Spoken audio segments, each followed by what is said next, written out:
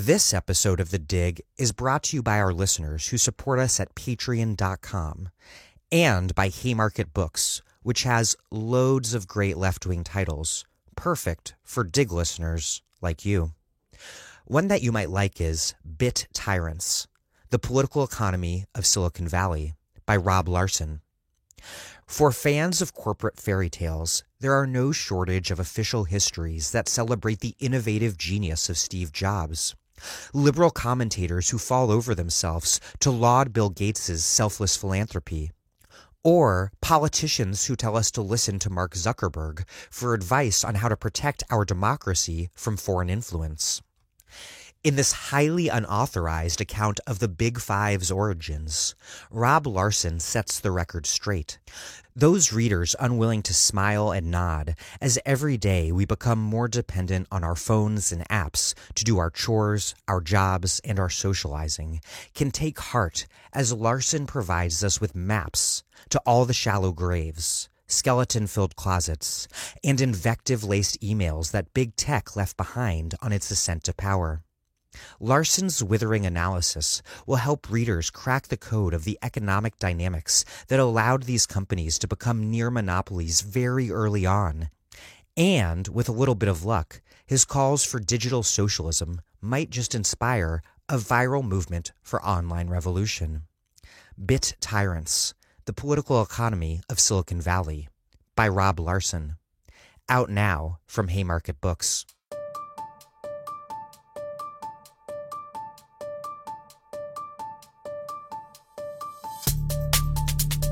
Welcome to The Dig, a podcast from Jacobin Magazine. My name is Daniel Denver, and I'm broadcasting from Providence, Rhode Island.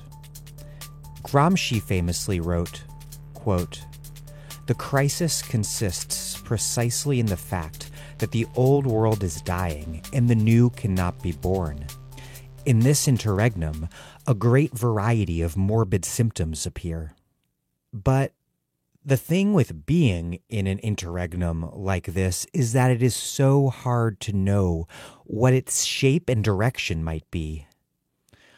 One might even find themselves wondering if it will ever really end, if this isn't an interregnum but the new world. The symptoms have become so unexpected and morbid. What's certain, and the fact that this is cliche doesn't make it any less true, is that the future is uncertain. We can't shrink from engaging it. This is a moment when all that is solid melts into air way faster than even under what were already pressure cooker conditions. The capitalists and nationalists and racists and eco-nihilists shouldn't be so confident that they'll remain in control. They are, however, very much trying to do so. In the U.S., the right is claiming that attempts to address capitalism's ecological crisis as part of our response to what is in reality a bioecological crisis of capitalism amounts to an underhanded politicization of the crisis, even as they use the pretext of saving the economy to rescue rich people's portfolios. And it's not just the right. When Joe Biden debated Bernie Sanders, Biden charged that Bernie's demand that we fix the fundamental sources of economic and health insecurity that are now exposing people to mass death was wrongly politicizing the crisis. We must powerfully connect these dots now because the radical right and center alike are arguing that a crisis means that talk about fundamental transformation is verboten. And so to let the economic and health harms of this crisis follow the dystopian contours of our new Gilded Age. A state always ready to lock someone up, deport them, wage war is so absent when and how we need it most. And so the market, backstopped by government, is running the crisis response. Trump refuses to use basic federal powers to coordinate the distribution of much-needed ventilators, while he and countless other conservatives now demand a human sacrifice to satiate the market. But whatever happens, there will be nothing normal about any attempt to return to business as usual. Today, I'm interviewing Grace Blakeley, the author of Stolen: How to Save the World from Financialization, on the economics of coronavirus. We are in a war of ideas embedded within a conflict over power, and Grace puts this all in historical context. Critically, in her book, Grace explains how John Maynard Keynes's ideas required a major change in power relations to become enacted, which is what the increasing power of organized labor in the early 20th century accomplished. The same goes for the neoliberals who took charge afterwards, hitching their ideology to capital's counteroffensive against the post-war settlement. Neoliberal luminary Milton Friedman identified the importance of developing, quote, ideas lying around that could be picked up in a moment of crisis like this, as power relations become more contingent and old ways of doing things become discredited. This interview with Grace is an overview of the global economic issues presented and made manifest by the coronavirus crisis. This weekend, I'll be posting an interview with New York Magazine writer Eric Levitz, looking back at the past week of economic policymaking and politicking in Washington. Before we get started, I really do appreciate that you, our listeners, make this podcast possible by contributing at patreon.com/thedig. For at least the next few weeks, we will be doubling down on content production to provide you with the analysis that you need to help change the world. We need ideas lying around, and we need organizing and power to make those ideas into a new world. We are trying to do our part here at The Dig. We also, of course, have a left-wing book or books to send you in the mail if you contribute at least $10 a month. If you do have a stable source of income right now, please contribute what you can at patreon.com/thedig. That's patreon.com/thedig. What's more, next week, I will be putting out a call for pitches for a limited time audio series on the coronavirus crisis, reporting and storytelling on what's happening now. So stay tuned for that. Okay, here is Grace Blakeley, a Marxist economist and the author of Stolen: How to Save the World from Financialization. She is a staff writer at Tribune Magazine and sits on the Labor Party's National Policy Forum.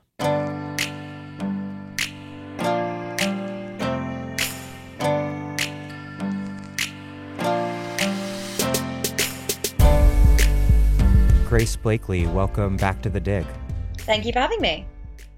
We are entering an economic crisis that will be at least as serious as the Great Recession and perhaps as bad as the Great Depression. And I feel like this question of just how nightmarish the economic situation might get is often discussed as though it solely depends on how devastating the disruptions and shutdowns caused by coronavirus and the public health measures necessary to control it turn out to be. And of course, that will play an important role. But we were already heading toward a recession before coronavirus hit. And so my question is, to start, doesn't the depth and severity of what we're entering also depend on what pre-existing contradictions in the global economy this virus will suddenly make manifest? And if so, what might that mean?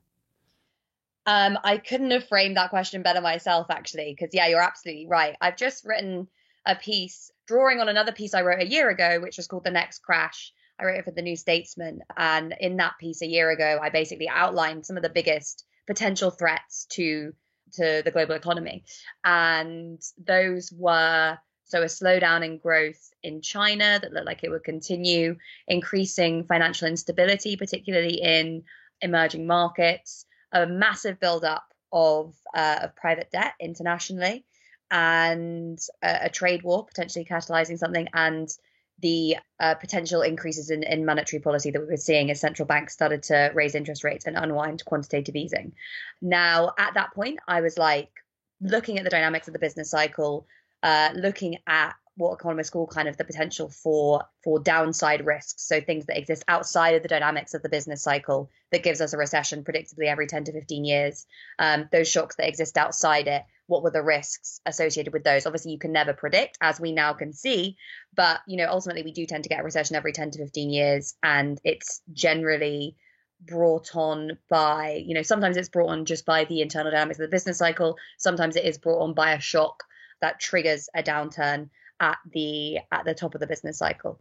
So what we've seen now is really, slightly early, because if you were just looking at the business cycle, you'd think maybe 2 or 3 years ahead. There were some economists that were saying 2021, 22 looks like the time that the US might go into recession. Some were saying slightly earlier, but that tended to be the kind of the safest bet.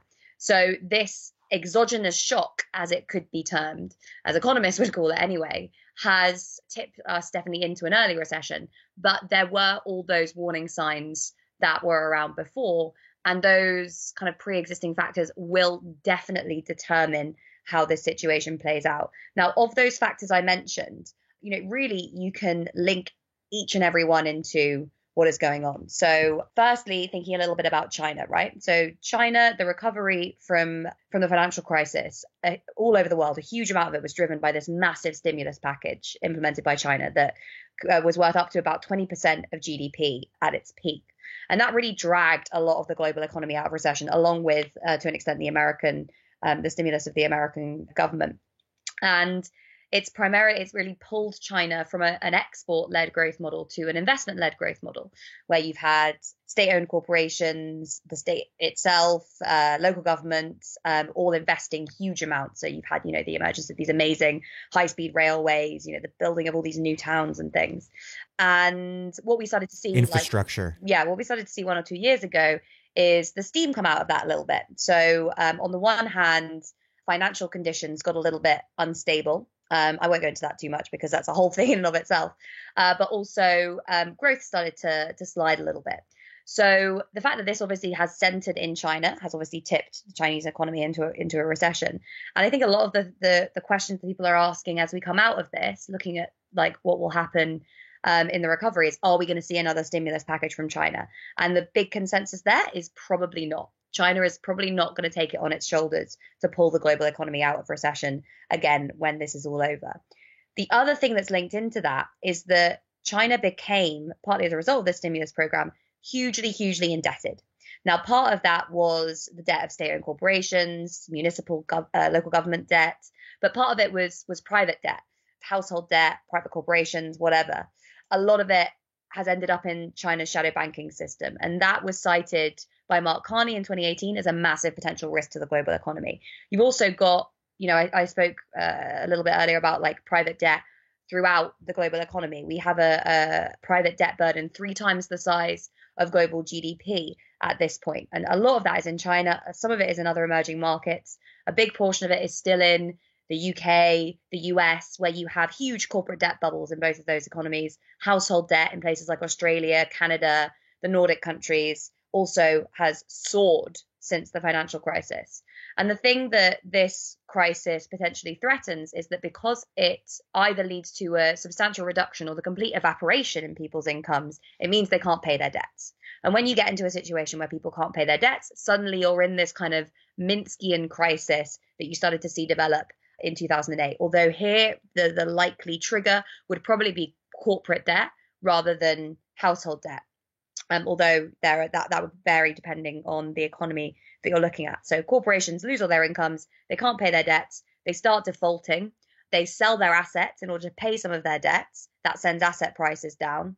And this creates a kind of self-reinforcing cycle where asset prices have fallen. So that means that the assets of certain firms, even in the banking system, relative to their liabilities start to fall. And you start to see potentially an issue of firms becoming insolvent and potentially vulnerabilities emerging in the banking system as well. So that's a kind of worst case scenario you can imagine. And that's where the links exist between the previous model as in, the problems that existed in the economy before and what is happening now. There's also something to be said about monetary policy in the sense that it was kept very, very low, largely because the recovery from the financial crisis has been so terrible that you've needed really, really loose monetary policy to keep things going.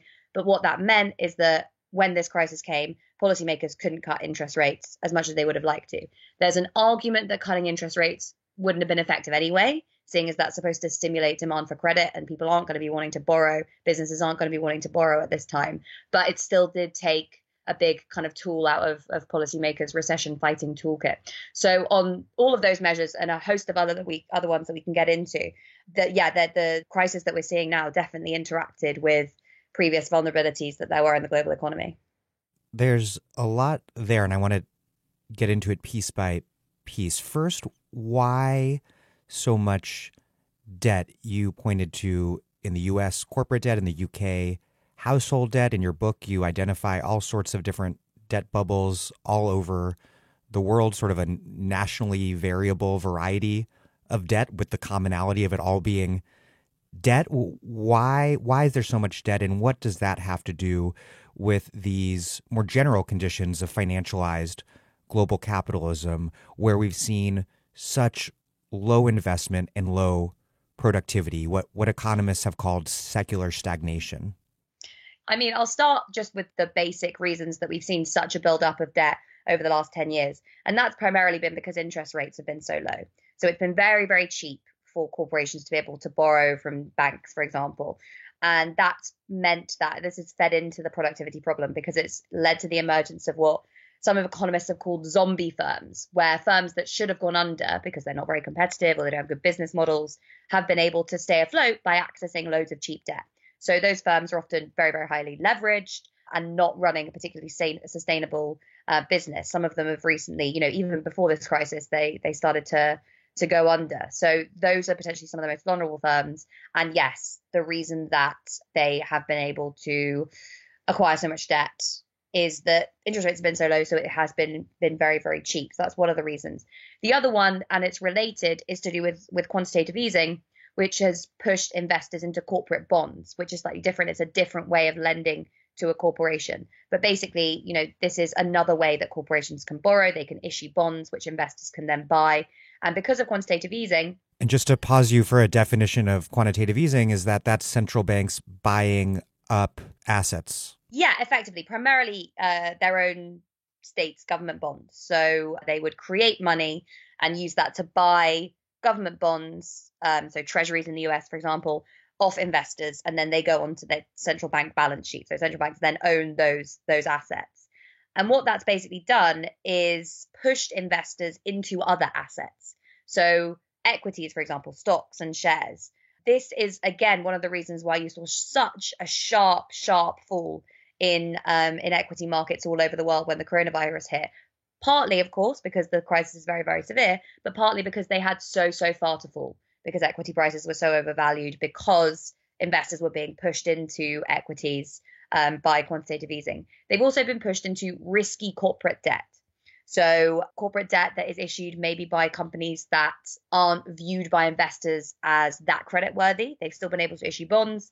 And because investors have been kind of reaching for yield, that is looking for investments that are going to give them a high return in this environment of quantitative easing, a lot of them have gone into risky corporate bonds. And this is a big part of why people think that there is something of a bubble in corporate debt, particularly in the US, but also in the UK. So those are the kind of more recent factors that underlie the big explosion in corporate debt. I mean, low interest rates obviously also impact household borrowing as well. But over the longer term, I mean, you've basically got two issues here when it comes to debt. You've got an issue of supply, the supply of credit, and an issue of demand, so demand for credit. When it comes to the supply of credit, what I talk about in the book is I look at how in the 1980s you saw a wave all around the world of bank deregulation, and particularly the deregulation of retail and commercial banking. And effectively what that did is that it allowed banks to issue more debt than they had before. So that previously there had been exchange controls, there had been credit controls, limits on the ability of banks to kind of create more credit. But those were steadily removed by a lot of different countries. I looked mainly at the UK, and that allowed banks to increase their lending. You also, throughout the 1990s and noughties, had what were euphemistically termed these kind of financial innovations that allowed banks to lend even more. So, you had massive innovations in the shadow banking system that would allow banks to become, to effectively become much more leveraged than it looked from the outside. Leveraged meaning lending out a lot more money than they had. Yeah, effectively. It basically just meant that the ratio of their debts increased.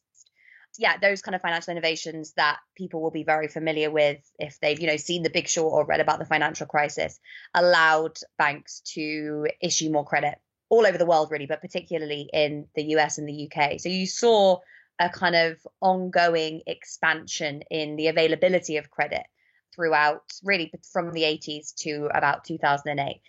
This was a really central force driving economic growth, driving the expansion of the finance sector, and driving financialization in other sectors of the economy as well. So that's, the supply issue, the credit was just much more easily available. There's also an argument that it was cheaper because after the dot-com bubble burst in 2000, there was an interest rate cut then. And, there are a lot of people who said that interest rate cut, the Greenspan put, as it's termed, made credit kind of artificially cheap. But then there's also the demand side. So why did people in particular, why were they demanding so much credit? And there are really two elements to this. One, of course, is housing, and the other one is kind of unsecured credit. And housing is just the much, much bigger factor here. And there are a whole host of reasons why demand for mortgages picked up in the 1980s. So you had a push by states, by particularly the US and UK, but again, states all around the world, you had a push towards home ownership. And that's part of what the deregulation of the banking sector was about. It was about making credit available for people so that they could get mortgages. In the UK, you saw the sell-off of a lot of social housing, a lot of council housing. The state sold that off on the cheap and allowed people to own those homes privately. In the US, you obviously had big pushes by the government towards creating, working class homeowners. And this is obviously where eventually you get the emergence of those government-sponsored enterprises, Fannie Mae and Freddie Mac, that specialized in the kind of mortgage securitization that helped to cause the crisis.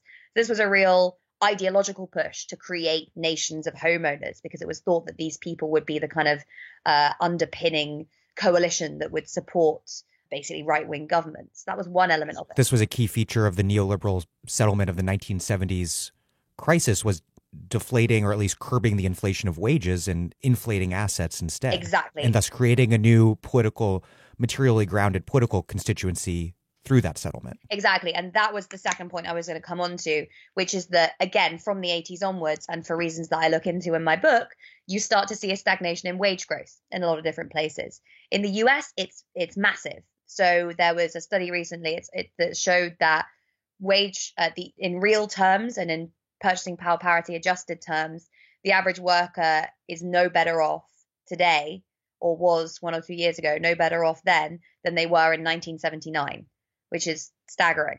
In the UK, wages did continue to grow, but the rate of growth slowed every decade until the financial crisis. And then since then, it's become stagnant. And again, I won't go in too much as to the arguments as to why that happened, but in my book, I look at the restructuring of the economy, the erosion of the power of the labor movement, the rise of financialized corporations that were much more focused on increasing shareholder value than they were kind of protecting workers and boosting wages. There are a whole load of interconnected reasons. But ultimately, that was another thing driving the demand for credit, was that wages were not rising as fast as they once had been. And finally, there was just the fact that buying a house, it was felt, a lot of people felt and still do feel that it is, if you can buy a house, you would want to buy a house because it is a store of value. It means you're not throwing a lot of money away for paying for rent. And when everyone thinks that way, and when they're able to take out mortgages to buy houses, then suddenly you start to see the dynamics of real estate speculation emerge, because everyone wants to buy a house. So they take out a mortgage to try and buy a house in the context of there being basically, the same number of houses, although there are obviously an increase in supply. You have more money, more people chasing a limited number of homes, which pushes house prices up. The people who get to buy those homes see the value of their house go through the roof. Everyone else looks at that and thinks, well, I mean, I should probably buy a house because it's going to make me a millionaire in 10 years. So this is the kind of dynamics. The same logic that propels stock market inflation. Yeah, it's basically about speculation in the context of uncertainty. People see a potential, when people are optimistic about the state of the economy, they see assets rising in value. They pile into those assets. A load of them take out debt to pile into those assets until it creates a kind of self-reinforcing spiral of asset price inflation, which ultimately ends in the kind of Minskian type downturn of the kind that we saw in 2008, where, credit dries up, people start struggling to pay their debts, they sell their assets, asset prices fall, people become insolvent, etc. So yeah, that was another factor driving that. So there are a whole load of really complex and interrelated reasons why we started to see the rise of that kind of debt. There's also corporate debt, unsecured private debt, government debt. All of these things start to expand dramatically from the 1980s onwards. And it's just a massive hallmark of financialization. And financialization also means that these regressive restructurings of the economy have profoundly affected how people have been made vulnerable to this crisis. It's not just that people are losing wages because they're losing their jobs, but they were this whole time using debt to make up for stagnant wages. And now with coronavirus, people have no wages and huge debts at the same time.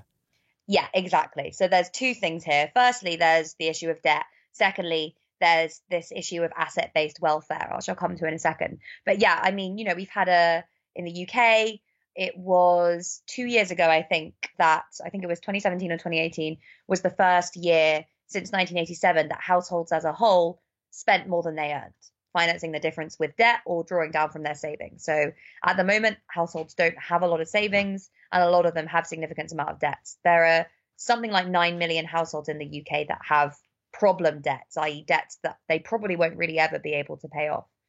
So that's one issue. Obviously, as soon as wages start disappearing, then you get the problem of that becoming unpayable. A big chunk of it is obviously mortgage lending, and we've seen holidays for mortgages, but not for other kinds of debt. So that's potentially still a problem. And just to pause you right there to clarify one thing, that means that a lot of the stimulus and the stimulus in terms of UBI type payments is obviously good and necessary, but without any restructuring of debts, people's stimulus is going to be going right into the pockets of creditors. Exactly. Great. Yeah. That is one of the issues, I think, with advocating a UBI without talking about the need for banks, for other financial institutions to take a bit of a hit here.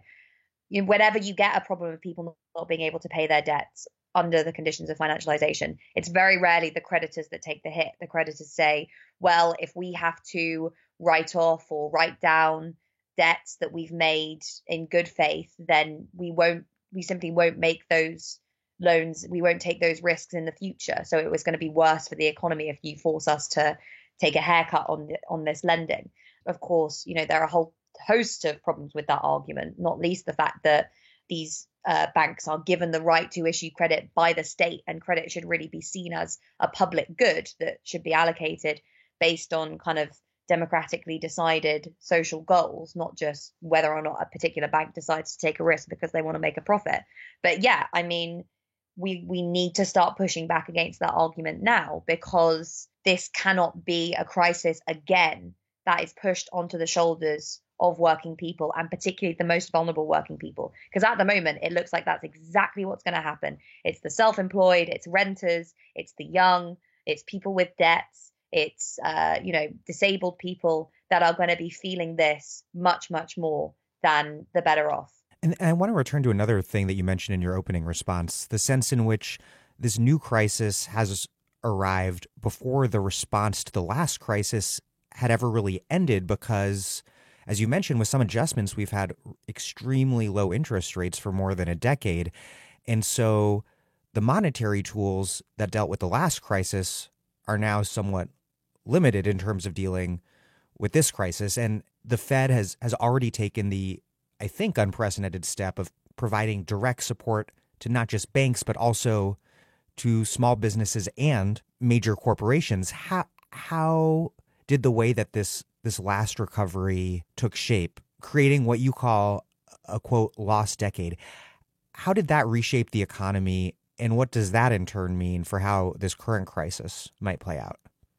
Yeah, so in terms of how the recovery happened, there are two sets of issues really. There are kind of structural issues, and there are issues driven by policy. So starting with the structural issues, 2008 was obviously a crisis driven by debt. In the aftermath of that crisis, you had a lot of people trying to pay back their debts. And when you've got a lot of people trying to pay back their debts, that means that they're not going out and spending in the real economy. Similar sort of thing for businesses. Maybe they can't access credit because banks don't want to take as much risk. So they're not able to invest as much as they once did. And when you get this kind of what's called a balance sheet recession, it sucks demand out of the economy and potentially reduces investment, productivity, growth, etc., all of those different things. That was one factor. The other set of factors was policy stuff. So in the UK, you had austerity, which meant that at the same time as households were trying to pay back their debts, businesses maybe weren't investing as much. The state was also reducing its spending, which obviously just kind of sucked even more demand out of the economy. And what growth there has been in the UK since the crisis has largely been driven by consumer spending, which, again, over the last kind of 5 or so years has been driven by increasing levels of household debt. And, that combined with tight fiscal policy in a lot of countries. So even when there hasn't been austerity, there's been very, very tight fiscal policy. So government's not spending that much, combined with very, very loose monetary policy. So those things I was talking about before, quantitative easing, low interest rates, which have basically driven up asset prices. So yes, stocks and shares, but also housing, for example, in the UK, particularly in London, there's arguably a link between quantitative easing or between loose monetary policy and the house prices since the financial crisis. So that's, again, exacerbated inequality. You've had wage stagnation for a whole host of reasons, partly those demand-based reasons I mentioned before, partly the complete and utter lack of bargaining power in the economy, partly austerity. But at the same time, you've had massive increase in asset prices. So the people who have the wealth have gotten richer, and everyone else, particularly young people, have been massively left behind. And we know that unequal societies are societies marked by huge economic problems, not least the fact that when you have all that money stuck at the top, particularly when it's all kind of tied up in assets, it tends to mean that you get less spending because the wealthy spend less of their income proportionally to when compared to the less well off. So all of those reasons are tied together. But there's one other big structural reason, which is perhaps more controversial, which is that just in the wake of the financial crisis, it was not obvious where future growth was going to come from.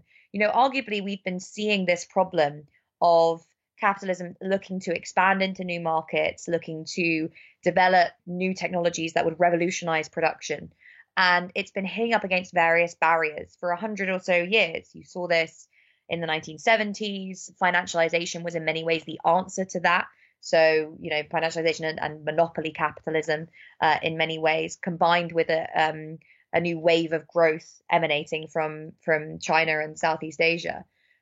After the financial crisis, it wasn't clear where those next frontiers would be. Capitalism needs these places to expand into. There was obviously a lot of talk about the BRICS and that they would be the kind of the drivers of future growth, and a lot of money fled into emerging markets, partly driven by low interest rates in the global north during this period. And that's created a whole load of other problems around sovereign debt in emerging markets. But, there was this narrative that these countries would be, the future drivers of growth. But in recent years, over the last 5 years, in all of those countries, growth has started to stagnate. And you started to, again, come up against these questions of, right, so where is all this money going to go next? Where are all these investments going to go? We can't, it might not be wise to try and invest loads in productive activity in the global north because consumers aren't as wealthy as they were before, and therefore might not be able to purchase the goods that are produced from that process, particularly when you have wages are relatively higher. A lot of that obviously fled into China and emerging markets, but then you start to see the nature of the Chinese economy change, costs going up a little bit there. Where is the next frontier? Where can capital kind of expand into next? Not to be flippant, but it's a Ponzi scheme problem. Yeah, yeah. Yeah. So, all of those reasons are kind of interlinked. And I think that last one, basically the problem of falling profitability, is most linked into a more longer term Marxist picture about the imminent, collapse of this system. You've already touched on this, but basic Keynesian tools to stimulate demand are no doubt necessary right now, but they don't seem like they'll be anywhere near sufficient, given that the collapse in demand amid coronavirus can't just be reinflated by putting money in people's pockets because, for example, many of the services that make up a huge portion of global North economies and thus the global economy as a whole, those services simply won't be consumed no matter how much money people have. And I do want to emphasize that a lot of money should be put into people's pockets. But either way, people will not be going out to restaurants, movie theaters, taking cruises, vacations, no matter how much money is put into their pockets. So is this crisis, at least in the short term, unusual in that it requires not just stimulus to increase demand for ordinary consumption, but also a more fundamental rethinking of the organization and orientation of production, what's being produced and for who?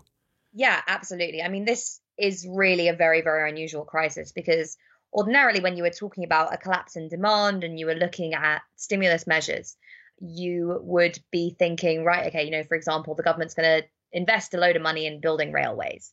That is going to increase the productivity of the economy over the long term. It's also going to employ a load of people now. Those people are going to go out, they're going to spend their money. It's going to, boost consumption, boost demand, etc.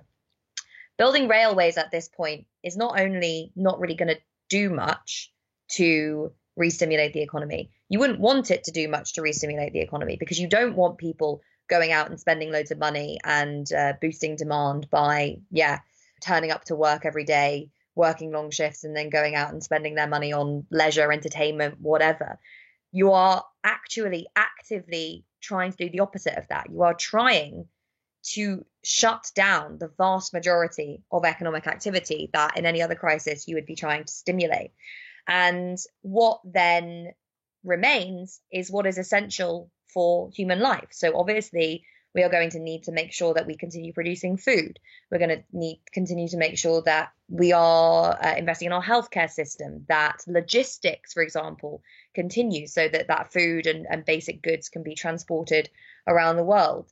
And suddenly you start looking at what does look like, in some ways, a wartime economy, because you have production planned and specialized in a certain set of areas. But what also looks like, and this is James Medway's point, he wrote this in a piece for us for Tribune, an anti-wartime economy, because you're actively trying to constrict certain areas of the economy and stop certain areas of economic activity. And trying to spend loads of money at that point on some sort of Keynesian fiscal stimulus is obviously not going to do anything. It's not, it's just going to run up against some of those other principles that you're obviously trying to do when you're enforcing things like lockdowns. So it really is kind of unprecedented.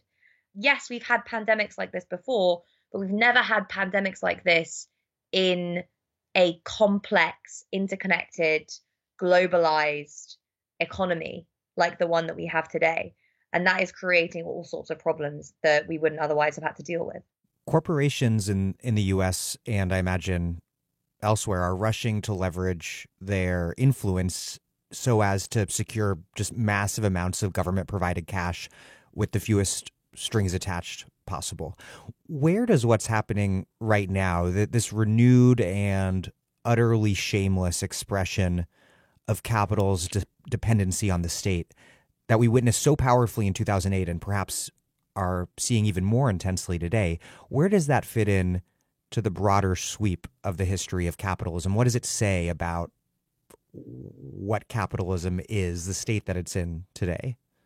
Obviously we don't quite know how we're going to look back on this moment in the future. But for me, it does feel like quite a significant turning point, almost like we're entering a new era of global capitalism. If the 1980s, really the 1970s, was the beginning of what I call finance-led growth, what some people call neoliberalism, whatever. And 2008 was the moment that model began to collapse. In the last 10 years, we've kind of been living in its death throes. Then what's happening now looks like it might trigger the commencement of a new era. And for me, that looks like what some Marxists have called state monopoly capitalism. And it's basically the massive concentration in corporations, in capitals. So you get the emergence of a couple of really big monopolies, and their interests become increasingly fused with that of the state. And you start to get, Hilferding, who was an early Marxist economist, argued in a fairly extreme sense that at some point you would end up in capitalism with a general cartel that is, a group of the senior executives of the biggest monopolies, senior politicians, central bankers, financiers, etc., who would basically plan how the economy would work. And, obviously we're not there. There's powerful forces militating against the emergence of that kind of general cartel, and there have been, but we are getting increasingly close towards that place. And I think this crisis could really be what pushes us over the edge. Obviously, we've seen, partly to do with the dynamics of financialization, a massive increase in market concentration over the last 30 years. So, big monopolies, big conglomerates that control huge segments, huge portions of output in their particular industries. And that's obviously accelerated over the last 10 years, particularly with the rise of those big tech monopolies, where there are just such significant network effects and advantages of scale that allow them to operate as they do.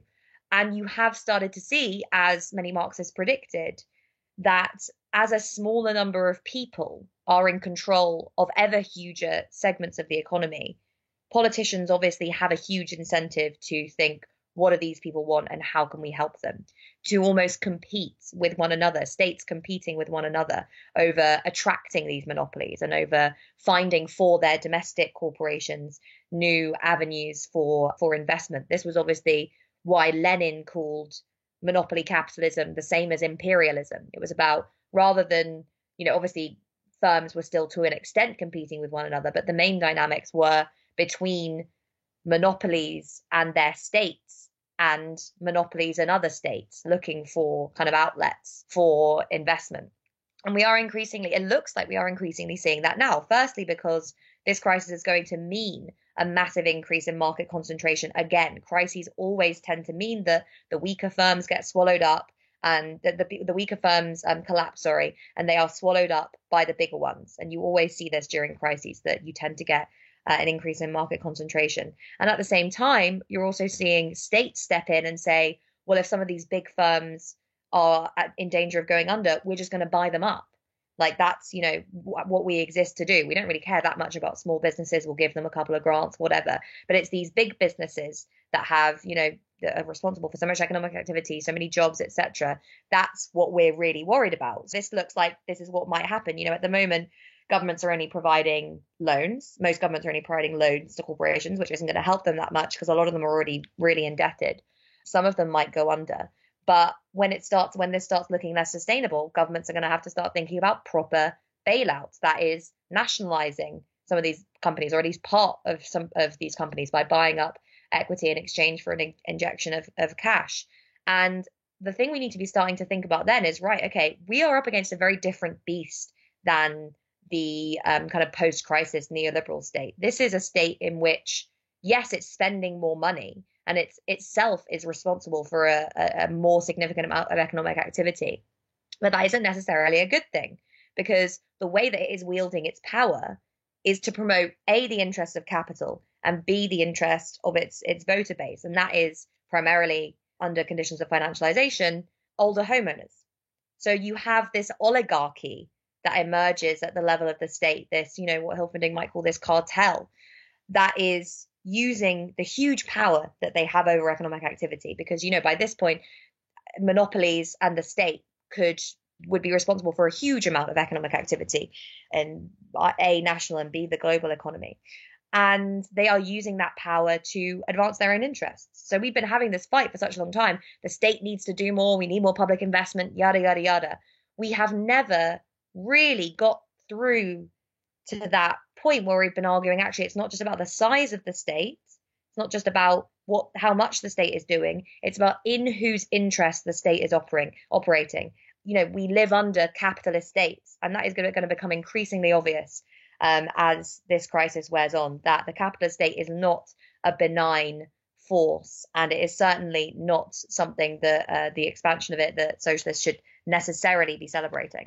And you identify, if I remember correctly, 3 key factors in terms of what sort of formations are taking shape under financialization. First, those who are profiting from the ownership of capital by receiving interest payments. Second, those who are receiving rents due to ownership of land. And then third, people who are receiving monopoly profits thanks to these increasingly concentrated conglomerates in tech and other sectors. Why are these 3 things what we've seen emerge so powerfully under neoliberalism or financialization or whatever we want to call it? Yeah, well, those 3 things are all versions of economic rents.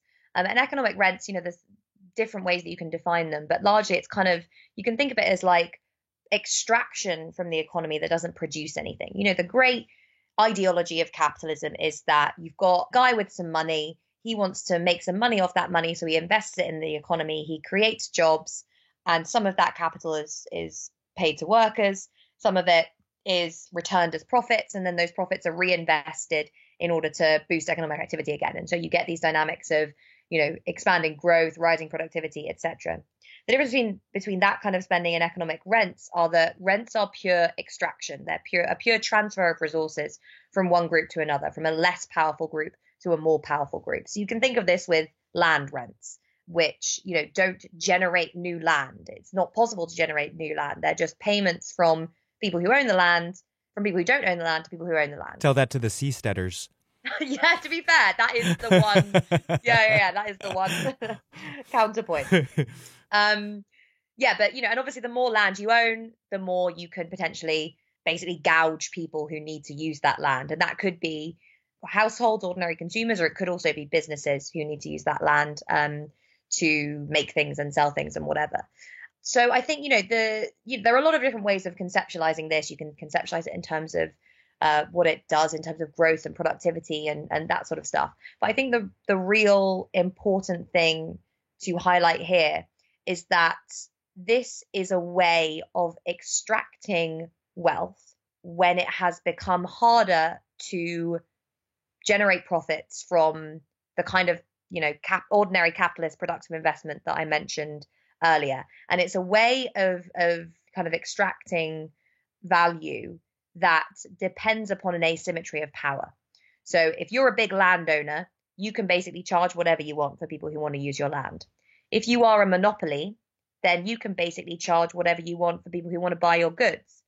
I can't remember. Oh, yeah, finance as well being the classic example of the ability to extract economic rents, partly because of asymmetry of information, partly because there are huge barriers to entry for other firms that allow banks to operate in semi-monopolistic or oligopolistic situations where you get the emergence of these huge international universal banks that do, retail consumer investment banking, whose dominance cannot be challenged, and so therefore can do things like charge very high interest rates to consumers on their overdrafts. All of these forms of economic rent stem from imbalances of power between basically people who are able to monopolize resources of one kind or another, whether that's land, capital, whatever, and those, the rest of the economy that is forced to pay those people for the use of those resources. And this is, different to, Marx talked about this, he talked about the rentier, but it's different to the classic Marxist problem of exploitation. It is extraction. This is not about paying the worker less in terms of wages than the value that they create for the capitalist, which is a process that generates value. This is about the reallocation of surplus value that's already been generated through exploitation in other parts of the economy, generally in the global south. And yeah, this is really about making sure the people at the very top are able to extract more and more and more of the value that is generated in capitalist economies, even without generating more value themselves. And historically speaking, financialization and monopoly rents go hand in hand, just as Keynesianism and curbing finance and capital mobility and curbing monopoly all went hand in hand before the destruction of the New Deal post-war order. Yeah. And again, to go back to Hilferding, he had some answers as to why this would happen. And he basically, Marx, obviously, all Marxists focus on the tendency of capitalism towards concentration. And this has to do with the increasing capital intensity of production. So the fact that as capitalism develops, you have a declining organic composition of capital. So basically, there are fewer workers involved in the production process. And producing things tends to require ever more capital investment, so investments in machinery, etc. This tends to mean that those bigger firms that are able to undertake those big investments can outcompete smaller firms, particularly when you get to, and this tendency accelerates when you get to moments of crisis, when those smaller firms tend to be swallowed up by the bigger ones too. What Hilferding pointed out is that when you get to a certain level of capital intensity of production and a certain level of concentration in industry, then you start to see very, very close links emerging between industry and finance, because those industrialists that want to compete have to be able to mobilize huge amounts of resources to invest in machinery or whatever they need to invest in. And so who do they go to? They go to bankers. Bankers can lend them money, which allows them to do the investment they need to do to compete. They then can outcompete their rivals, and you start to get, the exacerbation of this tendency towards monopolization. And then ultimately those firms not only need to become larger to survive in the financialized environment, but also more like banks themselves. Exactly. And that is the thing I think that perhaps, Marxists to an extent looked at this when they looked at the emergence of joint stock companies, but there is less, the kinds of dynamics that we've seen emerge over the last 40 years are quite novel in the sense that there are certain companies that undertake activities that you would expect from investment banks. So, for example, some of the big tech monopolies, they have such huge piles of cash that they're sitting on. Of course, this is because they are, yes, very profitable businesses, but also part of their power and wealth comes from restricting production rather than constantly reinvesting. That's what a monopoly is. So they have these big piles of cash. What are they doing with them? They're investing them in financial markets. They're sometimes lending them to other corporations by buying up corporate bonds. That is the type of stuff that banks do, that investors do. And it's now being undertaken by these big corporations. You also, there are so many ways in which this is accelerated. So corporations are increasingly engaged in various forms of derivatives and futures transactions, exchange rate hedging, interest rate hedging. They are obviously very sensitive to equity markets in terms of how their stocks are valued, and all of corporate governance is really structured around this goal of maximizing shareholder value, however that can be achieved. So on a whole host of metrics, you've really had the logic of finance, the logic of lending and investing kind of infiltrate the modern corporation. And that manifests itself in different ways depending on the company and depending on the place. But it is a trend that has really accelerated both in the kind of initial era of financialization between the 80s and 2008, and also in the era of kind of, the growth of these big monopolies since the crash.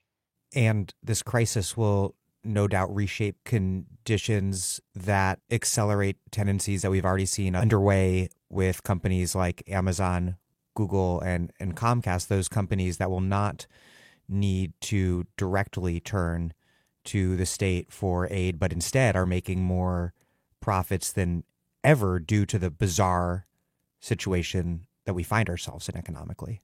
Exactly. Crises are some of those moments where what are called kind of economies of scale. So the advantages that you get from being big become really, really significant.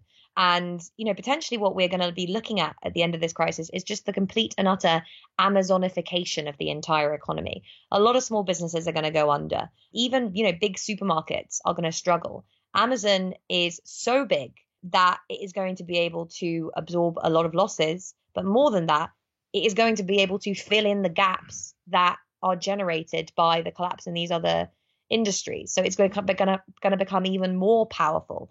You're obviously going to see this with, the Netflixes, the social media companies, pharmaceuticals, healthcare, all of these industries that have more or less characteristics of monopoly or oligopoly are going to become extremely powerful in the coming years. And obviously, as they become more powerful, the strength of the relationships of those senior executives and shareholders with the state becomes even stronger. Amazon and Walmart are each looking to add, I think, 100,000 workers right now, if I remember correctly. That's incredible. I didn't know that figure, but that is amazing. And yeah, it doesn't surprise me. These companies are probably going to be doing very well out of this crisis because, again, this is the argument that's made by, Michael Rozwadowski and Lee Phillips in The People's Republic of Walmart, is that these firms, part of the reason that they're so well adapted to these times is that they are experts in top-down planning. A lot of what goes on within these firms is not dictated by the forces of supply and demand and market competition, but just by decisions made at the very, very top. These guys are good at planning. They are going to be good at adapting to a wartime economy. So, yeah, I am sure that they're going to do very well out of this. In the U.S., we knew that we were going to have to fight over the economic response to ensure that workers and poor people aren't sacrificed for the portfolios of the super rich. But what I was not quite cynical enough to imagine is that Trump and conservative economists and other conservative activists would now be pushing to totally disregard public health officials and to reopen the economy soon as Easter, to get things back to a new and extremely morbid normal, sacrificing just an enormous number of human lives at the altar of the market. This has really, truly shaken me in a way that I wasn't shaken before, just in the last few days. What do you make of this, and what ideas does this macabre cost-benefit analysis draw upon? What sort of power relations in our society is it expressing? This is really one of the most fascinating things, I think, to have come out of the crisis, is just the realization of the extent of some of these people's market fundamentalism. And what you've seen is, a couple of weeks ago, I put out a tweet that just said, what you're going to see as a result of this crisis is a battle between people who think that you can put a price on a human life, and probably a very low price at that, and those who think that, human life is sacred and we should be doing all we can to protect it. And there were so many people in the replies that were just like, of course you can put a price on human life. Insurance companies do it all the time. And this idea has seeped so deep into our collective consciousness that I then, a couple of days later, saw an article from the Times that said that it's actually going to be worse in terms of deaths if the economy shrinks too much, because people will die because the economy shrunk rather than dying as a result of coronavirus.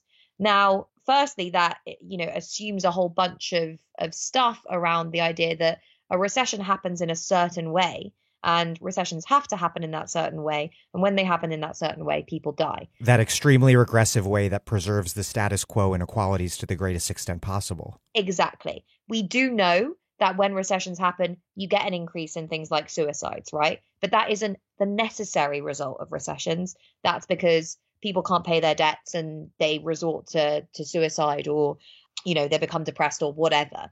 Like, that is not a necessary thing. So the idea that it's presented in that way is staggering. I also saw that thing that the Wall Street Journal put out, that, we can't let this crisis, allow us to kind of turn away from the ideals of the free market, even if it means allowing people to die. A lot of people have said this, even if it means allowing people to die, it's only 2% of the population. It doesn't matter that much. It's not worth sacrificing our free market principles for. It's staggering. And what is interesting about it is that whilst the powerful are not, completely, but a big portion of them are united on this line, it is completely and utterly jarring to the vast majority of the population. When people see the Wall Street Journal, the Times, senior politicians coming out and saying this stuff, saying your grandma is worth sacrificing to protect the sanctity of the free market, it exposes just, it tears away the ideology that is placed over the free market economy, all about, this is the most just system, this is the fairest system, this is the system that makes everyone better off, and just really exposes the kind of brutality that is at the core of this ideology.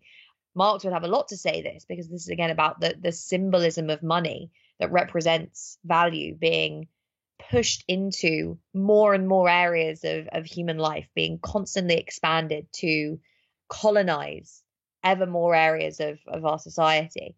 And to the extent that you get to a point where literally someone's death, you can put a price on it. And it's the fact that is unremarkable today says something really quite profound. But I also think that it's going to erode this ideology. The fact that these people are coming out and saying it's okay if people die as long as we can protect capitalism. It's going to become more remarkable. Yeah, exactly. Like, that is not something that most people agree with. And the fact that we're going to be having this fight will allow us to say, look, this is what these people actually believe. Is this the kind of society that you want to live in? This is Sarah Jaffe, and you are listening to The Dig with Daniel Denvir, my favorite podcast for thoughtful discussions on the U.S. left and beyond. And you can support it on patreon.com. This episode of The Dig is brought to you by our listeners who support us at patreon.com, and by Verso Books, which has loads of great left-wing titles, perfect for Dig listeners like you. One that you might like is Planetary Mine: Territories of Extraction Under Late Capitalism by Martín Arboleda. Planetary Mine rethinks the politics and territoriality of resource extraction, especially as the mining industry becomes reorganized in the form of logistical networks, and East Asian economies emerge as the new pivot of the capitalist world system. Through an exploration of the ways in which mines in the Atacama Desert of Chile have become intermingled with an expanding constellation of megacities, ports, banks, and factories across East Asia, this book rethinks uneven geographical development in the era of supply chain capitalism. Arguing that extraction entails much more than the mere spatiality of mine shafts and pits, Planetary Mine points towards the expanding webs of infrastructure, of labor, of finance, and of struggle that drive resource-based industries in the 21st century. Planetary Mine: Territories of Extraction Under Late Capitalism by Martín Arboleda, out now from Verso Books.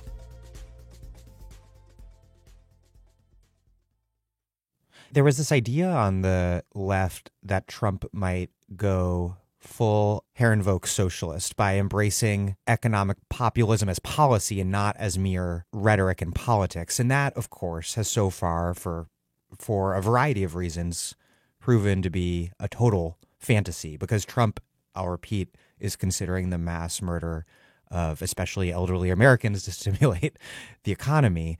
And one thing that your book had me thinking about is how this populist rhetoric coupled with pro-business reactionary policy is far from new with Trump.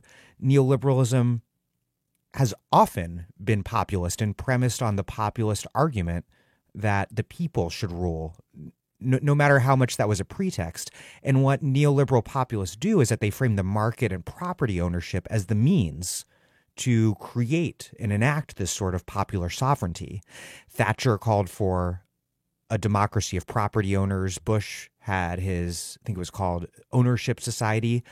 And in 1992, even Bill Clinton ran a populist campaign. What do you make of this kind of fear on the left that Trump would actually combine his right-wing nationalism with social democratic policies? And what does it reveal that that's actually seems to have proven to be totally not what's going to happen?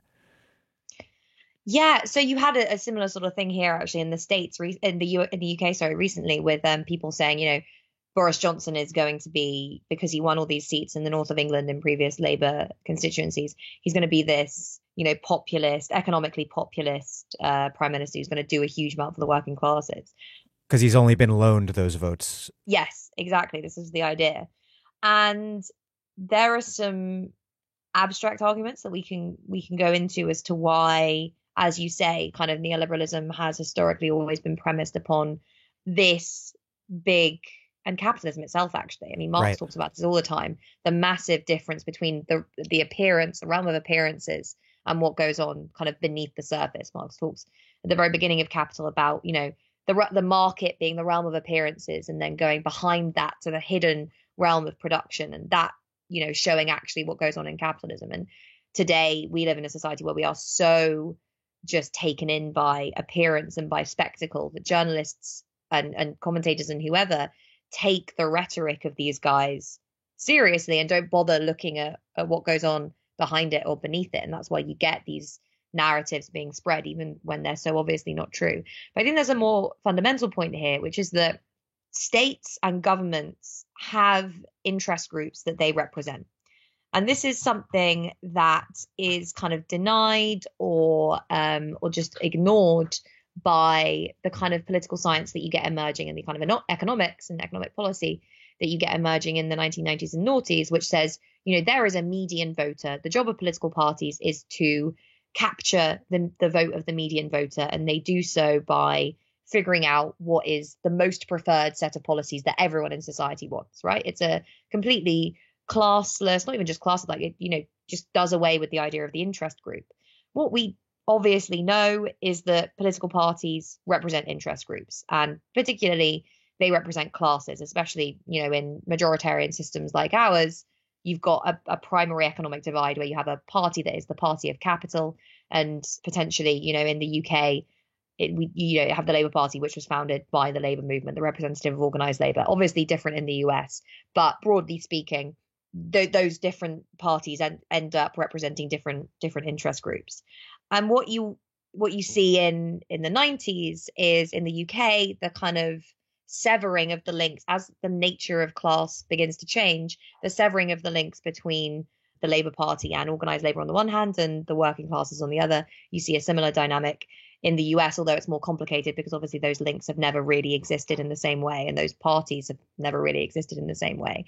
But today, what we are seeing is, when we are talking about the expansion in the size of the state that's happening as a result of coronavirus, we're seeing these parties act in a way that is promoting the interests of their electoral base on the one hand, which is primarily older homeowners, and the people who provide them with the resources on the other, which is capital. They are representing a coalition of capital and wealthy older homeowners. It's just that the reason that their behavior has changed is because the interests of those two groups have changed. So it's not that Trump and Johnson have suddenly realized that Jeremy Corbyn and Bernie Sanders were right and that they need to do loads more public investment because that would be the just and right thing to do. Do Bernie and Corbyn, but combine it with hardcore racism, Yeah, right. But that's not even, obviously the hardcore racism part, yes, but that's not even what they're doing. They're not doing a Corbyn and a Sanders. They are responding to the needs of their constituency. Capitalists need the state to lend them money and to intervene more in the economy. Right. Wealthy homeowners need the state to guarantee that they're not going to lose their homes. So we need to be thinking about what's going on right now in terms of whose interests are being represented. And, this being a reconfiguration of the interests of basically sections of the ruling classes, not by saying the state's doing more, therefore we basically have socialism. But Johnson does seem to be taking a somewhat more heterodox approach than Trump, if I've read it right. Proposed covering 80% of laid-off workers' pay and barring companies that receive aid from doing layoffs. That was after just, I think, like 10 days ago, his government was refusing to impose the entirely normal social distancing policies that were being imposed everywhere else because they were following some murderously harebrained herd immunity scheme up to the very last moment. But now, am I right that Boris Johnson's approach is somewhat more heterodox than Trump's, who seems still committed to going back to Johnson's herd immunity scheme? What's happened, obviously, is that you have had the government step in and say, we're guaranteeing 80% of people's wages. There are big gaps. The self-employed, 5 million self-employed people aren't covered. Statutory sick pay is still too low, yada, yada, yada. But broadly, the government has stepped in to guarantee at least a portion of some people's incomes. That always had to happen. And if it doesn't happen in the US, I will eat my hat. There is going to have to be some form of income support provided to ordinary people throughout this crisis, not just so that they can enforce social distancing, but so the entire economy doesn't literally collapse. Like that, when you look at the proportion of economic growth, of economic activity that is accounted for by consumption spending by households, it's huge in the US and the UK. Without that, you haven't got an economy. So, I saw this really in terms of Johnson attempting to respond to this crisis in a way that was just basically economically rational. This is about saving capitalism. And I would be very surprised if you don't start to get at least some form of income support emerging in the US, because it would be disastrous if not. Not only is this going to mean a long-term reduction in household spending capacity, it potentially means a bunch of people default on their debts and you get financial meltdown.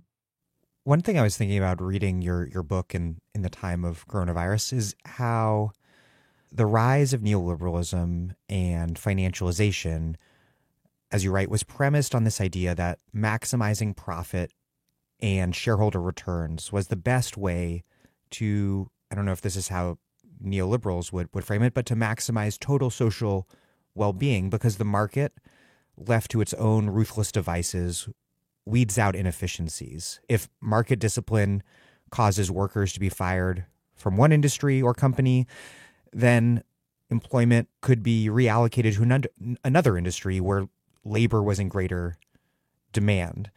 And in this view, labor protections, unions, regulations, all of that simply make markets less efficient, and thus, however noble the intentions, will lead to undesirable outcomes.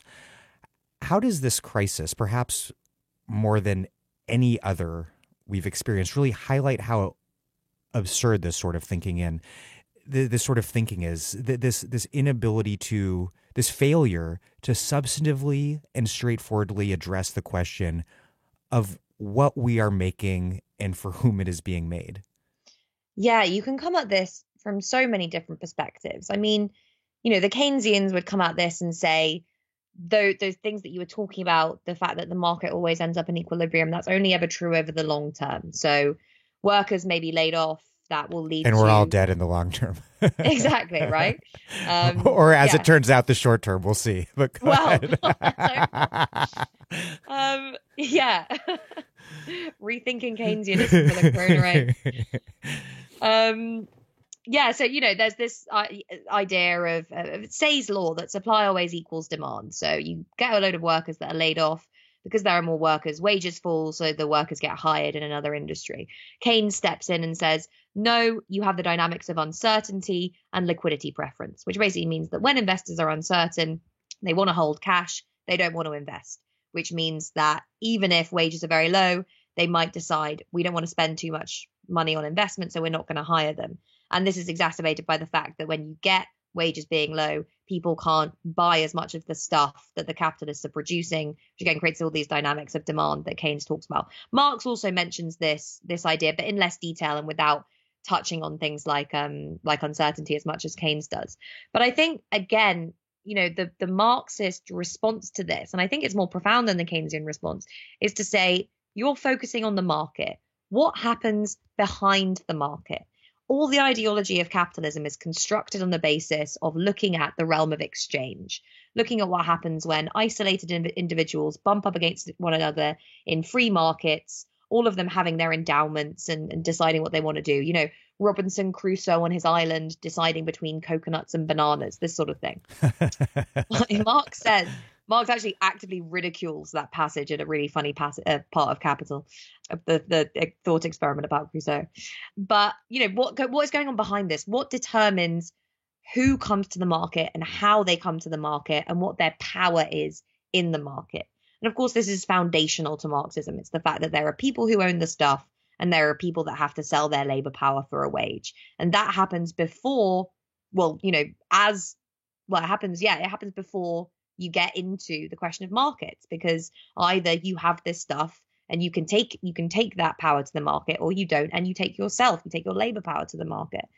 And obviously, you then start looking at production and what goes on within the firm, and economists treat the firm in neoclassical economics as a black box. So they don't really care about what happens inside the firm. They don't care about who has the power, all this sort of stuff. They just look at what goes into the black box and what comes out of the black box. And again, Marx says, no, if you want to understand capitalism, you have to look inside the box. You've got to look behind this curtain and go into the realm of production.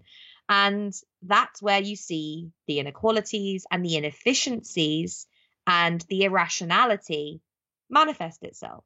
Because obviously when you have a society where a tiny number of people own all the stuff, have all the power, are able to extract, to exploit workers in production, yes, but also to extract from them through the fact that they are selling them goods at a higher price than they should because they're monopolies, the fact that they're extracting money from them through economic rents, the fact that they, workers perhaps bear a disproportionate share of the tax burden and these guys aren't paying any tax. You start to see how fundamentally irrational this kind of model is. And when the crises do emerge, they can generally be traced back to these kinds of inequalities and these dynamics that happen before you get to the point of exchange, before you get to the market. So really the answer to that question is they're not looking deep enough. The neoclassical economist, the neoliberal, has constructed this perfect idealized world that even if it has a basis in some sections of reality, doesn't even come close to describing most of what goes on under capitalism. One major thing being exposed is how labor is valued under capitalism, which, according to neoclassical economics, is something that's efficiently determined by the marginal product of a worker's labor. But Marxists, of course, have always known that this is not the case, that in reality, profits are derived from the surplus value created by workers. What are we learning about the mystifications created under this exchange value governed system in terms of what work really matters when it comes down to what we need to survive in a crisis? Not only often more highly paid professionals like doctors and less highly paid professionals like nurses, but really low wage workers at supermarkets, cleaning linens at hospitals, driving trucks, everything that is keeping civilization from collapsing. Yeah. So this touches on a really, really profound and I think controversial set of issues within Marxism, which is really thinking about who counts as a worker, what counts as productive labor, and where and how surplus value is extracted. So obviously, the vast majority of surplus value is generated in the production of commodities, which tends to take place in the global south. And effectively, this means that the wage that a worker is paid is worth less than the value that ends up being produced in the production of that commodity that the capitalist can realize when they sell that commodity. So basically, the worker is paid less than the value for what they produce for the capitalist in the form of that commodity. And this is obviously something that takes place in commodity production. And you have in the global north a lot of economies that aren't really producing a lot of commodities anymore. Most of the things we need to survive, whether that's food or, goods or whatever, are produced elsewhere. So a lot of that, the vast majority of that surplus value is being generated elsewhere in really horrific conditions, generally, where workers, in China or parts of Southeast Asia are subjected to kind of, Dickensian conditions. Literal suicide net conditions. Yeah, literally that kind of thing. So then you have a question of, right, okay, so what are we actually all doing if we're not producing surplus value, if we're not producing commodities? Like, where does the value, the money that circulates constantly in the global economy and in the global north in particular, where does it all come from? Turns out it's podcasting all the way down. It's podcasting all the way down, exactly. That's all the value.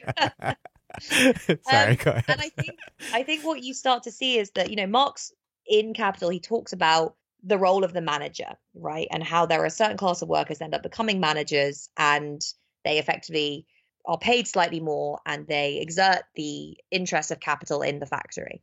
And obviously what you start seeing as capitalism becomes more complex, and more globalized is that those managerial roles become more necessary because production is more complex. So there's all sorts of things you need to be doing, whether that's about organizing production itself, dealing with taxation, dealing with payroll, etc. Management becomes more complex and it becomes concentrated in a certain number of economies. So commodity production largely takes place far down the value chain.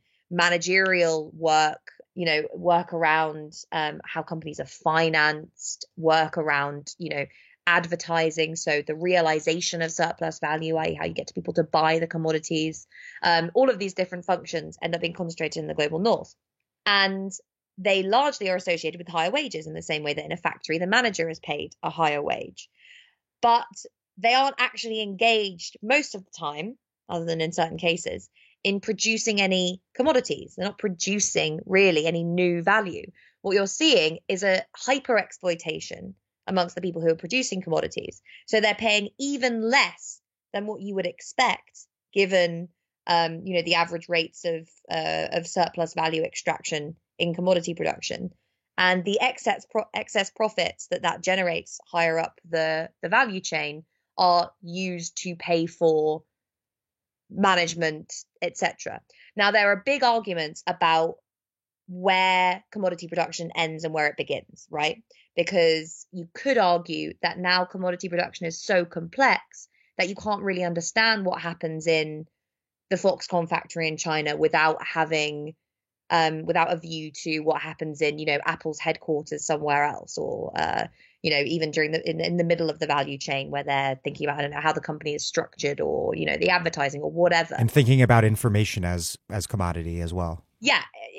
I mean, that's a whole issue in and of itself. And personally, I on the information question, I don't know where I stand on it. I'm still kind of exploring that, I think. And there is also this question about, can we conceive as the worker in the Foxconn factory as qualitatively distinct from the worker who is working in advertising for Apple, because they're both in one way or another involved in the production of this commodity. It's just that this task has been separated up into so many different categories that these jobs are so very different.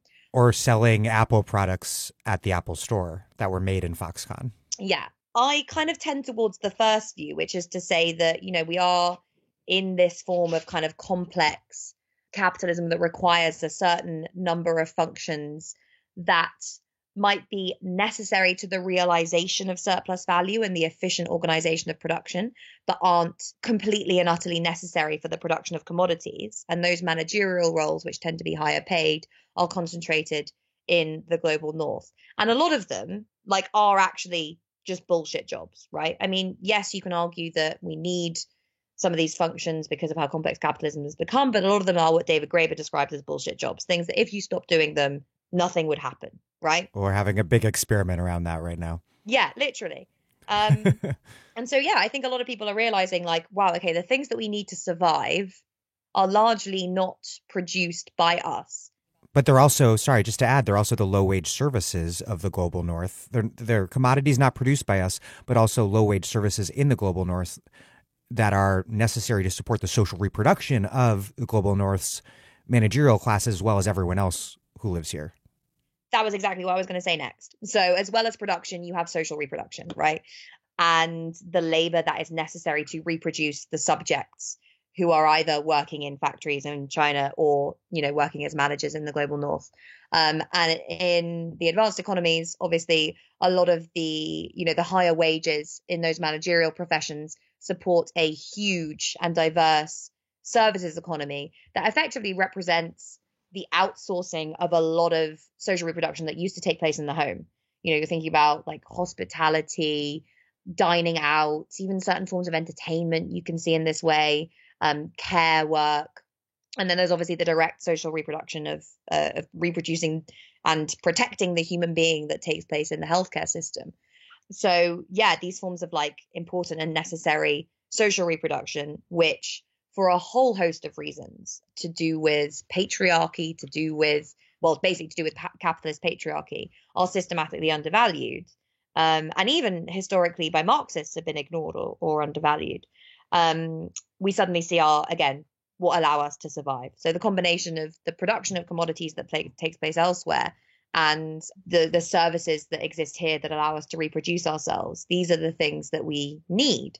Everything else is often moving money around to make more money, or reorganizing companies to shift value up to the very top, or reorganizing management to accelerate exploitation in other parts of the value chain. It's all stuff that's based on the needs of capital rather than the needs of individuals. And that's, you're right, it's interesting and it's profound. And who knows what that realization will come to when people go back and think, what is the point of me showing up to work every day when I know I don't have to? The world isn't going to end if I don't. Let's get a bit deeper into the global economy. When Nixon ended the dollar's convertibility into gold in 1971, that ended the global monetary order that had prevailed since the end of World War II. And yet, remarkably, the dollar remained the global reserve currency. And you write that, quote, the real foundations of Bretton Woods had been exposed. American imperial power. The gold peg established at Bretton Woods was not the source of the dollar's value. It was, rather, you write, about geopolitical economy. For context, first explain how American economic and military power structured the global economy before and then after the Bretton Woods era. And then explain, given what we know from that, what might happen next, given that U.S. policy under Trump, which is often described as this retreat from the global stage, is taking place alongside China's rise, a dynamic that is very much accelerating in complicated ways as we speak. Because after 2008, the U.S. and China led the global recovery, but geopolitics and the domestic political economies of both countries have changed and continue to change quite a bit since then. What does that all mean? So, yeah, beginning with that question about Bretton Woods, so the fact that the basis of the system was really American imperial power, you see, the Bretton Woods Conference, and I talk about this, at length in the book, takes place after the end of the Second World War, and it's an attempt to reestablish a global monetary system that can underpin a new wave of globalization that can basically create the kind of certainty and security needed to reestablish and expand global trade and global investment.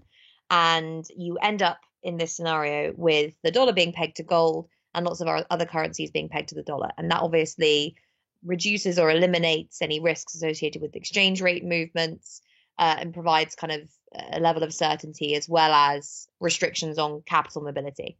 And the main battle lines that are drawn at Bretton Woods are really over what currency is going to be underpinning this, and secondly, the rate at which all these different currencies are pegged to each other. So Keynes comes representing the UK saying the dollar shouldn't be, the center of this system. We should have a new kind of clearing system that's based on this idea that he has around Bancor. It should be a new kind of currency thing that can basically act as the currency for clearing international payments. And this is defeated by the Americans, who obviously want the dollar to be the center of this system, because if you are able to print the global reserve currency, print the currency that, is the basis really of the international monetary system, you have effectively an endless amount of power. Because Keynes was like, let's do monetary Esperanto, and the US was like, no, the dollar, English. Yes, literally that. Yeah, exactly. Yeah, that's a really good example. And yeah, because the language example is kind of similar when you get to the end, when you get to this idea of what we end up with, which is the fiat currency. Because at the beginning, you obviously had the dollar pegged to gold, for a number of reasons, not least the ideology at the time, which saw fiat currency as kind of scary and unreliable. The dollar is pegged to gold, which presumably is supposed to mean that the US government can't create too much money because it has to have the gold reserves to back it up. Now, of course, the gold was only ever a symbol, and the US ends up creating all the money it needs, and particularly all the money it needs to finance the war in Vietnam. And suddenly you get to the point where you realize there's so many dollars and there isn't enough gold to back it up. And so Reagan has to take the US off the gold standard. But at that point, it is like that language example of like English has spread all around the world. You don't have to enforce it. You don't have to have anything underpinning it. People just fall back on this because largely of the imperial structure that spread it in the first place. And you get the same sort of thing with the dollar, that, it has become the default global currency. It is what is kept in central bank reserves. A lot of other countries around the world are even dollarized. They have their economies dollarized and they use dollars themselves. And because of the power of the American state, these notes, as well as dollar denominated assets like treasuries, are seen as the safest assets in the global economy. These things are not going to lose their value because America is not going to lose its position as at the top of the world system. And you see this take on a new form, I suppose, in the wake of the 2008 financial crisis, when all around the world, central banks are desperate for dollars, particularly in Europe. They need dollars to be able to finance, to be able to support the domestic banks, which have obligations all over the world, many of which are denominated in dollars. So they draw on these swap lines. And Adam Tooze is the best person who's talked about this in Crash. And listeners can go back to the Dig archives for my interview with Tooze on just this as well. Yeah, he's great on this. And he's great on the geopolitics of international finance, actually. So, yeah, you obviously get the system where the Fed is basically extending the dollars through these swap lines to central banks all over the world that need it.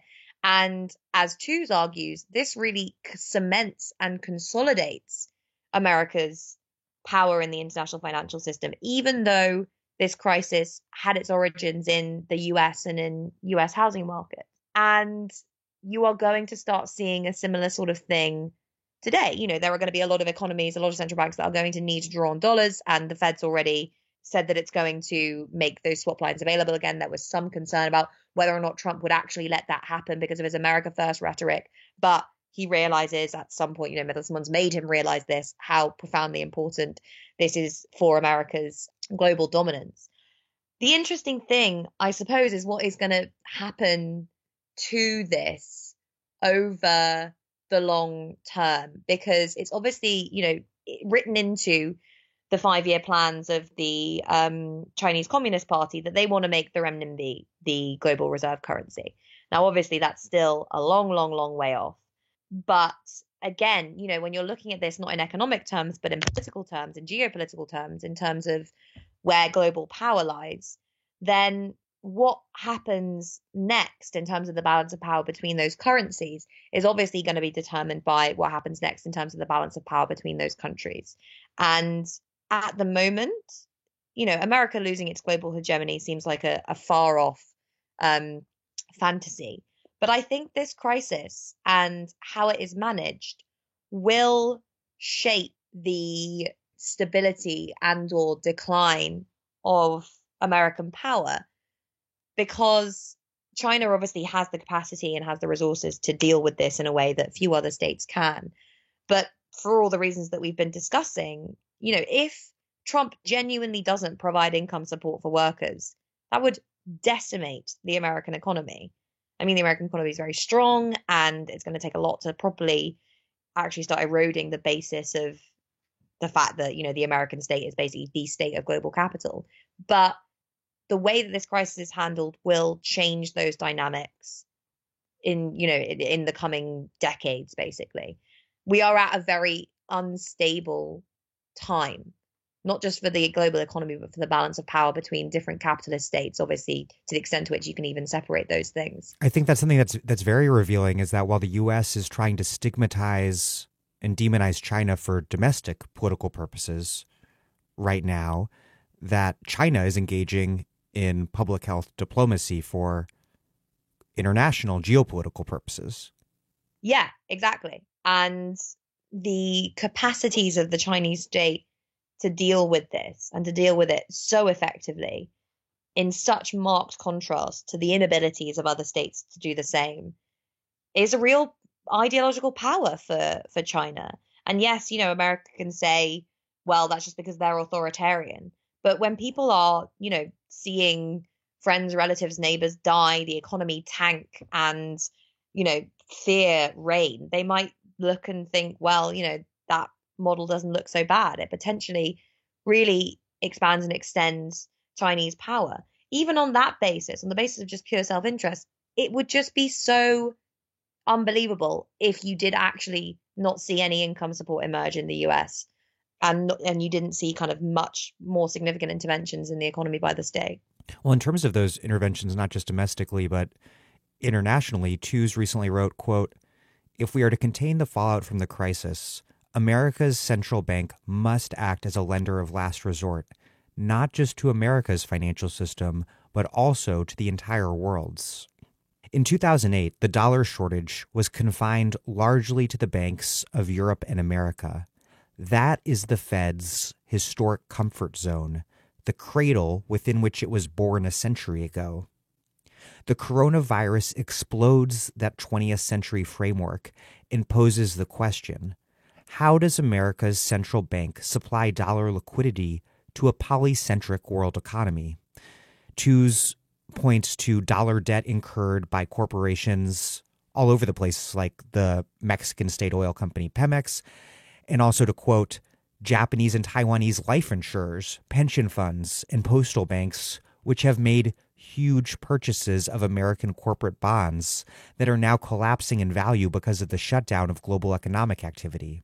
And then, of course, as we've been discussing, there is China, which holds just an enormous quantity of U.S. Treasury bonds, which means that the future of the global economy rests in part on the cooperation of two countries that have in recent years under Trump been engaged in a serious economic war. So saving just one's allies, saving just the economies of one's allies makes about as much sense as saving just one country from coronavirus, because in both cases, borders won't do anything to protect us. Do you think that these economic realities will overcome the ingrained geopolitical hierarchies and these perceived, if entirely delusional, perceived self-interests that go along with them?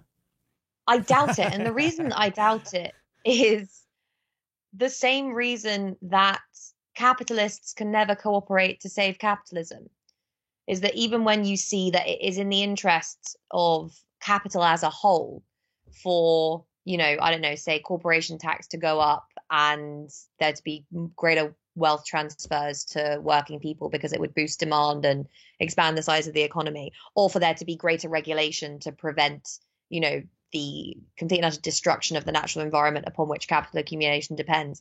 They can't cooperate because competition militates against that kind of cooperation. The points at which they can cooperate are the points at which you get monopolies emerging. And at that point, you aren't seeing the competition necessarily generated between the main competition being generated between firms, but between states. And then you start to see that same dynamic transpiring at the international level. It's that even if it would be in the interest of all of these states to cooperate together in order to save global capitalism, what we've seen in the trade war is that Trump saw that as very much a zero-sum game. It wasn't we're both going to be better off or we're both going to be worse off. It's I'm going to start this war that is going to make us both worse off, but I will be less worse off than you at the end of it. The American economy will be damaged less by this trade war than the Chinese economy. That zero-sum logic of interstate competition is just as much as true on the economic terrain today as it has been historically, in military or political terms. So I don't know. I don't know if you're going to see, say, the Fed extending the option of those dollar swap lines to the Chinese economy, and what China will do if it does need to access that dollar liquidity. As Tooze says in the article, will it just sell off all those treasuries? If so, that completely screws the US. So it will be very, very interesting to see what happens here. Yes, we are entering an era where the interests of capital and the state are increasingly fused. But to what extent are we seeing the interests of states being fused? In many ways, after several decades of growing collaboration between states, we're seeing that break down, perhaps because of the dynamics of the global economy, perhaps because we are entering this, or we've been in this period of stagnation, and now we're entering this period of crisis. So yeah, I mean, I'm not optimistic, but then again, I am optimistic because all of the kind of escalating contradictions that are going to become so obviously manifested during these crises are going to expand the horizons of people who say we can do things differently. Well, let's talk a little about just that, about how the left should be thinking about this crisis. As Marx once put it, we humans do make history, but not under conditions of our own choosing. But what happens in crises is that conditions change dramatically and quickly. Explain the Marxist theory of crisis, how crisis emerges at this intersection of economics, politics, people's daily lives, why, as you write, quote, everything becomes more contingent, and what that all teaches us about what we can make possible and achieve during the crisis. You write, quote, we cannot wait for capitalism to fail and socialism to replace it. But equally, we cannot force our way towards a socialist society if the technological conditions, economic outputs, and, most important, the power relations that would support it are not already starting to emerge. Explain this debate over structure and agency, how you see things, and what that tells us about what, as one wise man once put it, is to be done. So yeah, I'll explain my understanding and my interpretation of this, because it's obviously hotly debated and contested. There are those who think that, so thinking about structure and agency, thinking about the base and superstructure, in Marxist terms, Marx would say there's the technological and economic base, the material conditions of existence. And then there are superstructures, ideological, political, institutions, cultural norms, whatever. And some people think that Marx had a very deterministic view about the relationship between these two areas, so that basically the economic base, so what's going on in the economy, completely determines the terrain of institutions, politics, culture, etc.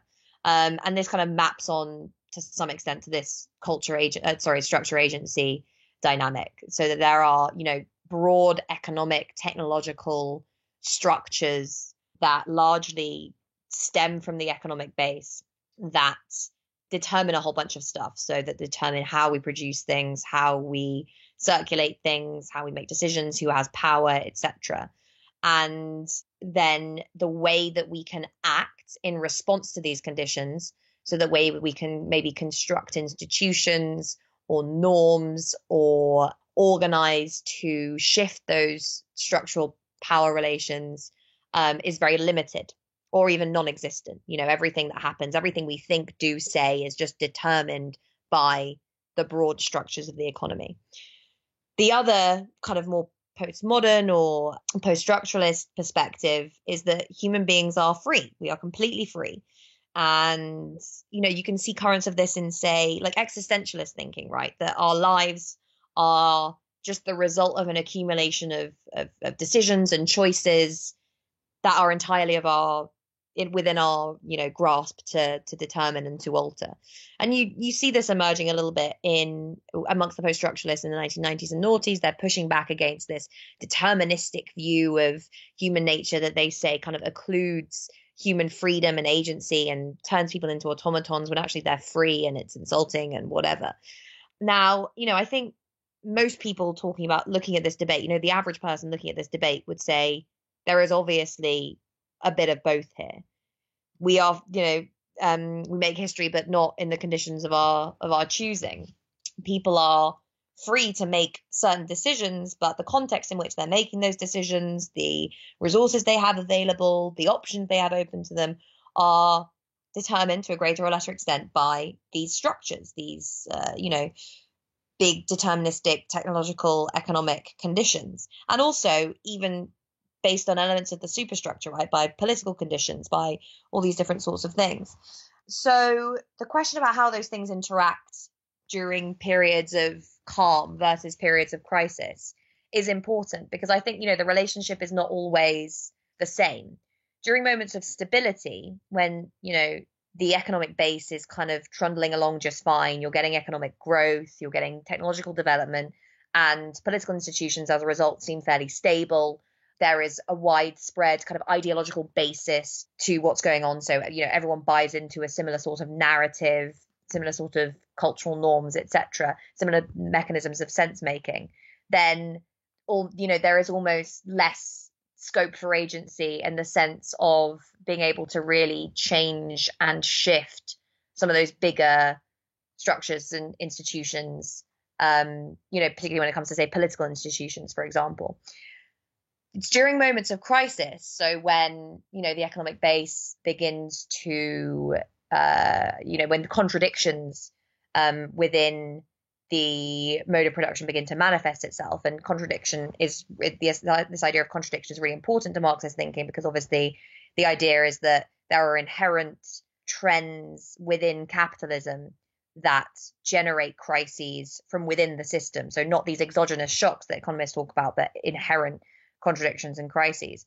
So yeah, the kind of contradictions inherent in capitalism ultimately lead to these moments of crisis, of breakdown, where, the basic structures stop working in the way that they once did. And that also manifests itself in our political institutions, in our sense making, in culture, in all these different ways. And during those moments, you can see, in the sense that political and cultural institutions are in any way related to the economic base, and you can argue that they're determined by them, you can argue that they're just influenced by them, whatever, but the sense that they have any relationship, when you start to see these cracks emerging in the economic base, you also start seeing cracks emerging in these cultural, political, social institutions. And when that begins to happen, there are obviously ways for people to be able to organize to influence those political, social, and economic institutions. And also, to an extent, ways for people to organize to even influence the trajectory of the economic base. So how the actual economy works, how the relations of production work, even what kind of technology we're developing and how it develops. Precisely because that stability that emerges from those periods of growth has broken down. And that's what I mean when I say moments of crisis and moments of contingency, because they're moments where you can kind of get in the interstices of capitalist institutions, of capitalism itself, and begin organizing to shifting. And it's those moments like, the moment between 2008 and now, we're still in that moment, really. The same moment in the 1970s, the moment after the Second World War, people start asking fundamental questions about what kind of society they want to live in, and they start organizing to change it. And I think that we really are in one of those moments right now. Trump and Brexit and Johnson's victory over Corbyn's Labour Party are all, of course, in different ways manifestations of how the politics of the 2008 crisis have played out, typically to the right's benefit. My last question is, why has the populist right benefited in a way that a resurgent populist left has failed to? Is it simply because the populist right has the easier job at the end of the day of governing for rather than against capital? I'm wary of too much second guessing, at least in the case of the U.S., because the Bernie movement has done more to change politics here than anything else that we on the American left has tried for a very long time. But what should we be making of what's happened and what's happening? Were conditions wrong, or was the strategy wrong, or some of both? And might this current crisis produce conditions that are somehow more favorable? I think really what's happened with the left over the last 10 years has been that it's been an inversion of the historical trend when it comes to how social change has happened, in that historically you've had the development of certain social forces, and that has stemmed in one way or another from the changing nature of capitalism itself. So, the emergence of the labor movement, for example. The labor movement emerges, begins to organize politically, forms political parties, stands in elections, and changes things that way. And you have a steady ratcheting up in the kind of demands being made by the labor movement, related social movements, by these forces in society that are pushing for things to change, and that eventually manifests itself in changes in electoral politics. Over the last 10 years, we've had a massive focus on electoral politics and basically a completely hollowed out set of social forces underneath that, because of the long-term evisceration of the labor movement, because of all the, I suppose, I don't want to say failures necessarily, but maybe the lack of organization amongst other kind of social movements that many thought might be able to fill this gap, because of the individualization that we've seen in society and the erosion of our collective identity and social institutions. All of this has meant that everyone immediately, as soon as the crisis happened, realized something was wrong. Eventually, they realized something was really, really wrong. But that didn't first manifest itself as a wave of industrial action. It didn't, it did to an extent manifest itself as a wave of protest, but that didn't necessarily translate into a big organized social force. Instead, all that energy was directed into electoral politics with Sanders and Corbyn. And on the one hand, that was amazing because it allowed things to change more rapidly in the realm of politics and discourse than otherwise would have been the case. But it left a big gap because it meant that these guys, Sanders and Corbyn, were kind of floating up above the realm of civil society, I suppose, just in the realm of electoral politics, without solid roots in a social movement, in the labor movement, in any kind of grassroots movement. Now, there were attempts to build that movement up behind the emergence of these candidates, right? So the Momentum, the DSA, TWT, the emergence of these forms of political organization, attempts to organize everyone who'd voted for Corbyn into a more coherent bloc. But it was still very much a cart before the horse situation. Yes, exactly. And we just didn't have the time to translate that into a more coherent strategy. And obviously, then you have why this failed in the realm of electoral politics, which I think is basically comes down to capitalist realism for me. That's the most profound thing. It's the idea that people know things are bad, but they don't believe that they could be better. And until they believe that they can be better, the only way you get people to realize that things could be different is when they start engaging in collective struggle. And that is why that element of it is so important. It's when people start challenging the system themselves on a, collective basis that they think, right, things could be different, because we are so individualized as a society. And because, the ideology that underpins capitalism is so strong, most people were just like, yeah, all this sounds nice, but we don't believe that you're going to be able to deliver it. And I think you had a similar dynamic with Bernie in the US. Yeah, universal healthcare would be nice, but we can't afford it, or it's not sensible, or he's too radical, or whatever. All of these things, I think, emerge from the dynamics of this, what Mark Fisher calls capitalist realism. It's the idea that it's easier to imagine the end of the world than the end of capitalism. And even just, it's easier to imagine the end of the world than like the transition from neoliberalism to social democracy. So, to an extent, we've eroded that over the last 10 years, but we haven't done enough to organize people. And that's where the real problem is. And now with coronavirus, we seem to be entering capitalist surrealism. Does that change anything? Yeah, we are. That's a good way of putting it. But also, I think what we're going to see is new social institutions and new forms of collective solidarity emerge as a result of this crisis. People are, as they always do during moments of crisis, going to have each other's backs. They're going to do that economically. They're going to do it socially. They're going to volunteer. They're going to help people out in their communities. And that is going to do something pretty profound to the individualism that underpins our collective pessimism about the possibility of building a new kind of society. If anything, I think it has the potential to really make us realize that if we work together, we could live in a very different world. And that really, it sounds idealistic and, maybe even naive if you have a very cynical view of human nature. But that really is the foundation of socialism. It's that we can, when we, the vast majority of people work together, overthrow this order that is constructed by and benefits the tiny elite at the very top, and build something collectively that is rational, that is efficient, and that is just. Optimism of the will. Grace Blakeley, thank you very, very much. Thank you for having me.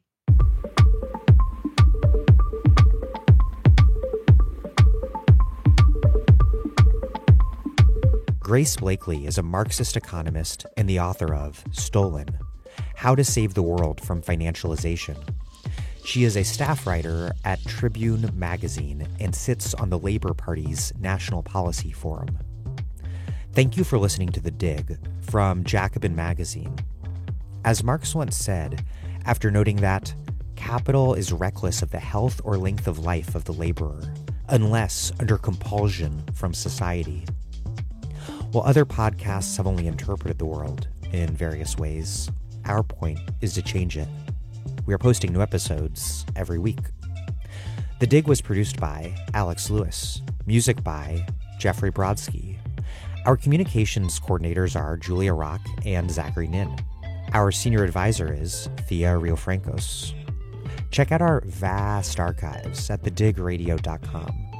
Follow us on Twitter at thedigradio, and please do find us wherever you get podcasts and subscribe.